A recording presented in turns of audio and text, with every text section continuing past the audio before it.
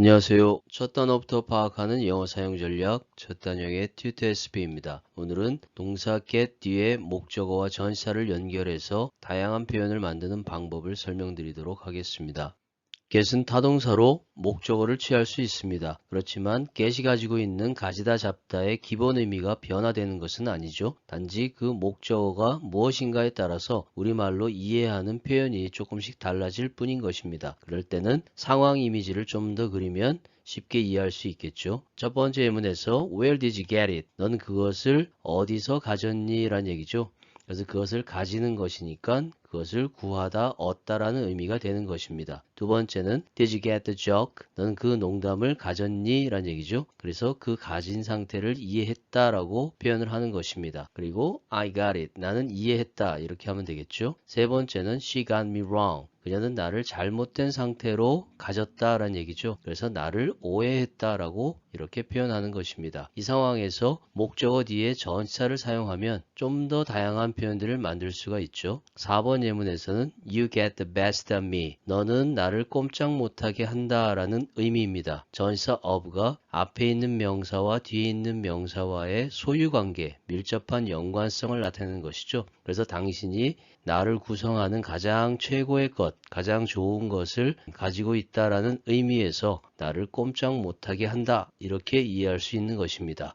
get 뒤에 목적어가 오고 목적어 뒤에 전치사 플러스 명사가 왔을 때는 가장 중요한 부분이 이 전치사 뒤에 명사가 앞에 있는 목적어와 연관성을 어떻게 가지고 있는가를 판단하는 것입니다. 첫 번째 예문에서 I got it. 나는 그것을 가졌다란 얘기죠. From the gift shop. 선물 가게로부터 for you. 너를 위해서. 그렇기 때문에 선물 가게에서 구했다, 샀다라고 표현을 할 수 있는 것입니다. 그것의 출처가 선물 가게란 얘기죠. 그렇게 이해하시면 됩니다. 두 번째도 I got the pants. 나는 바지를 가졌다라는 얘기죠. At the flea market. 벼룩시장에서 for next to nothing. 거의 공짜로, 원래 for nothing 하면은 공짜로 라는 의미인데 그 옆에 있는 상태를 나타내는 것이죠. 그래서 next to nothing 하면은 공짜 바로 옆에 있는 상태니까 거의 공짜로 벼룩시장에서 그 바지를 구했다, 샀다 이렇게 이해하시면 됩니다. 세 번째도 I got the news. 나는 소식을 얻었다라는 얘기죠. From my boss. 나의 상사로부터 오늘 아침에 이렇게 해서 그 뉴스의 출처가 나의 상사라는 것을 전치사의 연관관계로 표현을 하고 있는 것입니다.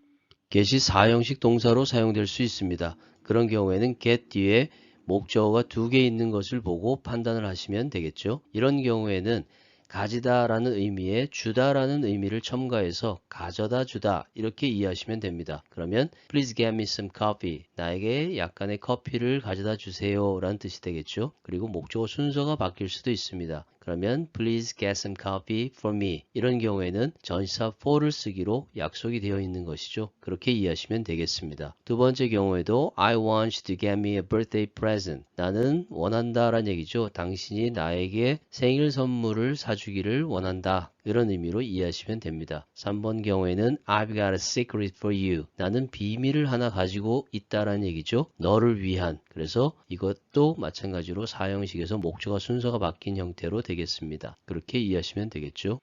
get이 전치사와 함께 어울리는 표현은 정말 무궁무진합니다. 그렇지만 이해하고 사용하는 방법은 딱 한 가지이죠. get의 가지다 잡다라는 기본 의미와 그 다음에 전치사의 의미, 그리고 전치사 뒤에 명사와 앞에 있는 목적어와의 연관성, 이 위치 관계를 파악해서 상황 이미지로 이해하시면 됩니다. 첫 번째 예문에서 I'll get you, 나는 당신을 가질 것이다. out of this problem. 문제 밖으로 있는 상태를, 원래는 문제 안에 있었는데 그 밖으로 나온 상태를 가질 것이다 라는 얘기죠. 가능한 한 빨리. 그래서 당신을 이 문제에서 가능한 한 빨리 빼내주겠다 라고 약속을 하는 것입니다. 두 번째는 This contract may get you in trouble. 이 계약이 당신을 가질 수도 있다라는 얘기죠. 당신을 곤란함 안에 있는 상태로 가질 수도 있다. 이렇게 해서 당신을 곤경에 빠뜨릴 수도 있다라고 이해하시면 됩니다. 세 번째는 That bus number 38 will get you. 이 38번 버스가 당신을 가질 것이다 라는 얘기죠. To the SB department store. 그 SB 백화점까지 가는 상황을 당신이 갖도록 만들 것이다 라고. 그래서 이 버스를 타면 SB 백화점까지 데려다 줄 것이다. 이렇게 이해하시면 되겠죠.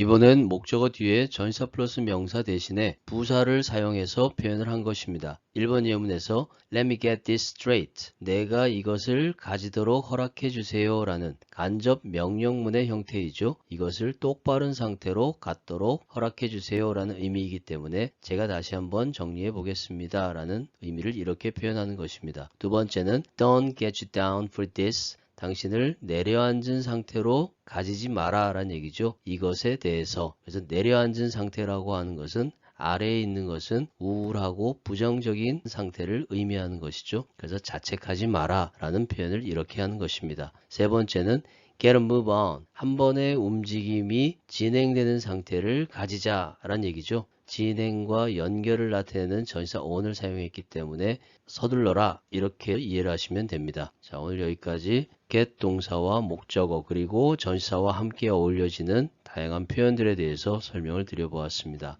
오늘 설명드린 내용이 영어 공부에 많이 도움이 되었으면 좋겠습니다. 끝까지 영상을 시청해 주셔서 감사합니다.